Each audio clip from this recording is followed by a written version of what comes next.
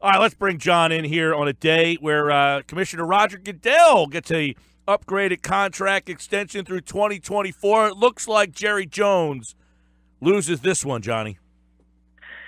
Yeah, no surprise there. $200 million possibility for Roger Goodell. But you know what? He's not getting row one, seat one. That's reserved for Pete Thompson. Yes, right. Row That's one, the only seat one. Now, John, so I said to Pete, hey, you know what? We should go to the Flyers game tonight. Now, I don't offer row one, seat row, but if we're going to the game, it's meaning that we're going press pass. You get the ganache on the food. You're up there. PT likes to be the PT, shaking hands, kissing babies, hobnobbing with the media types. He tells me, I really want to go to the game, but I'm having dinner with my family. I'm watching the game with my family. All right, PT. Never tells me, unsolicited, hey, the Flyers won tonight. I was at the game. You did kind of notice. Remember, I left at like 5:30 too, and you were like, "Why do you have to leave early? Like, what's going on?" You didn't leave at 5:30. You left at 6:01. That's it. It was like show over, out the door. There he goes. Oh, that's right. 5:30 was when I got the text. Hey, would you like to sit in row one? Yeah. Yes. So all of a sudden, dinner with the family didn't sound so very incorrigible of you there, PT. I don't know, John. You think am I guilty, John? Help me out here, buddy. I don't know. Row one's pretty good. That's a lot of clout. I'm waiting to see if Roger Goodell got the use of the private jet. That might have got nixed for Pete Thompson. Well, let me ask you this. Got that kind of clout. Let me ask you this. Goodell signs a deal to remain the commissioner. He signs a contract extension to remain with the league. Basically, this deal has kind of been contentious, but let me ask you this. Like, when Goodell came in, yes, you're making a lot more money, but look, inflation, and that's just the way of the world. Is it fair to say that anybody in that position could make the league money? Or is it Roger Goodell is so special that this deal was imperative for the league to continue making the money at the rate that they are?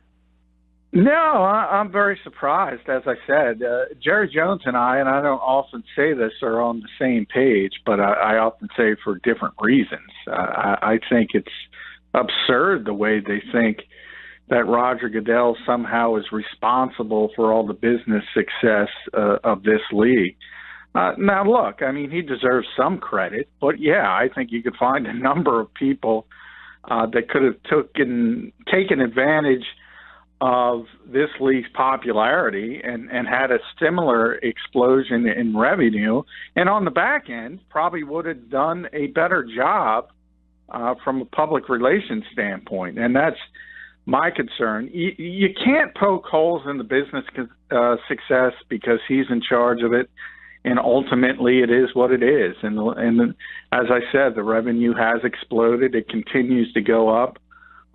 No matter what people say, there's no evidence that it's going to go in a negative direction.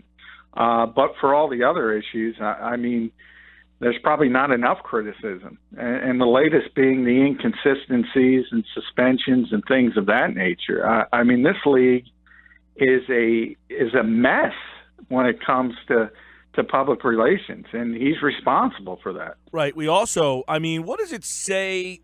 We know the ratings thing. Everybody's talked about the ratings. They haven't been where they've been in the past. But now Sunday Night Football, Eagles and Seattle, those ratings were up for the third straight week. It's the second of 3 Sunday night games to hit a multi-year high. But Saints, Panthers, they hit a low.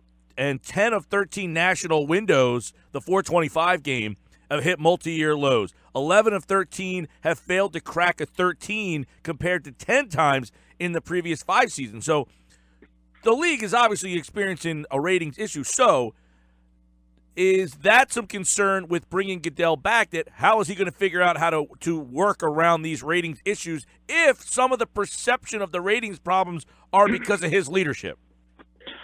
Well, I think, certainly that's a perception, but I think everybody that follows the ratings closely kind of understands. I mean, the NFL isn't by itself. Just about everything in television has taken hits over the past number of years as the landscape changes to a different generation, which gets their sort of video in different formats. So everybody's trying to figure that out. And from the NFL standpoint, And they always point out, and rightfully so, yeah, our ratings might be down, but compared to other people, they're pretty darn good. And generally to this point, television executives, streaming executives, everybody of importance is buying that. I mean, if you want the one constant in that industry that's going to deliver eyeballs, it's still the NFL. And as long as it is, people are going to pay for it. You know, if you go way back and when there were 4 networks or even 3 networks, I mean, there were primetime shows doing 30 and 40 shares. It's just common sense that as people have more options that ratings are going to go down. They've gone down, as I said, for the NFL, but they've gone down significantly more for everything else. Now, by the way, source tells ESPN's Adam Schefter that the new contract could be worth $200 million over the life of the contract, about $40 million annually, if owners approve all the bonuses and that the metrics are met. So he's getting a lot of money to run this league, and as you kind of indicated, the perception of this league is not favorable right now. For $40 million a year, he's paid pretty handsome for the way this league is being perceived right now, and the limbo that it is being left in with the safety issues and the perception outside of its bubble. Yeah, you know, I've given this a lot of thought because in theory, I mean, if you talk about essentially whether it's single ownership around this league or a combination of people, generally it's really successful people, obviously, that own NFL franchises. And they generally don't get to be worth billions of dollars by being dumb. So on one hand, I kind of scratch my head and say, look, the credibility issues of this league are pretty obvious. So why is this group of highly successful people not seeing that, which is pretty evident? And Jerry Jones was removed. Jerry Jones was removed as a voting member on the compensation committee after that lawsuit, so he didn't have a lot of say in this. Well, Jerry obviously is for different reasons. He's holding a personal grudge. But, you know, to get back to my original point, it comes down to why. And to me, I can only think of one thing, and that's that, look, the general public doesn't realize that Roger Goodell kind of works for the owners. They don't. They think he runs this league. So I think in a lot of ways the owners say, you know what, this guy is a lightning rod, and he's a good lightning rod. And if all the criticism is leveled towards him, nobody peels the onion back and realizes it's these guys who are making all these mistakes, and I think they like that. So ultimately, I think they came to the conclusion it's worth paying $40 million a year to have that criticism off your back and nobody looking at you. Everybody looks towards Roger Goodell. That's an interesting point, that he takes the bullets. He's the face of the NFL that people love to hate. Yeah, and that not the owners. Potentially, that in a time right now, but I wasn't mad at the owners that the draft went to Dallas or that it's moving. I was mad at Goodell. Right, exactly. And then I guess the thought that the league is in a weird spot right now. Are you going to get? Is not that you're not going to get someone who's going to take that job for that pay, but there's a lot. It's a mess right now that this guy can at least handle taking the daggers. Yeah, he's proven he doesn't really waver in the face of the constant criticism. So, you know, I often say, hey, you can pay me $40 million and I'll take all the hits as well. But that's easy to say. And when you do, and everybody on social media is attacking you and attacking everything you do, it can have an effect on you personally. So the guy from that standpoint has handled it well. He generally stays above the fray. He doesn't get involved in sort of petty things. As you see the Jerry Jones instance, I mean, Roger Goodell didn't get involved, really. He could have. There were plenty of opportunities to point out the obvious personal grudge and the hypocrisy of Jerry Jones, but he stayed above it. So from that standpoint, I'll give him credit. And I think that's why the NFL owners have decided to move forward with him, because he handles that stuff pretty well. Well, John, years ago there was a primetime, basically soap opera on primetime TV with J.R. Ewing and Bobby Ewing and all Dallas, right? So the NFL owners meet a week from today in Dallas, and boy, what's the drama going to be like there when they all get together and everybody's like, "Well, Jerry, what do you have to say?" Well, I mean, Jerry Jones is Jerry Jones. He's always going to call. I mean, he's the only owner with a weekly radio spot, so I mean, he's always talking. There's not much he can do, and he'll certainly, I imagine, express his frustration. But there's not much he can do about it. And at the end of the day, I think ultimately, similar to Robert Kraft and Deflategate, he was very upset with that. Ultimately, it will calm down and you will move forward. And, hey, you know, Jerry Jones still remains one of the most powerful owners in this league.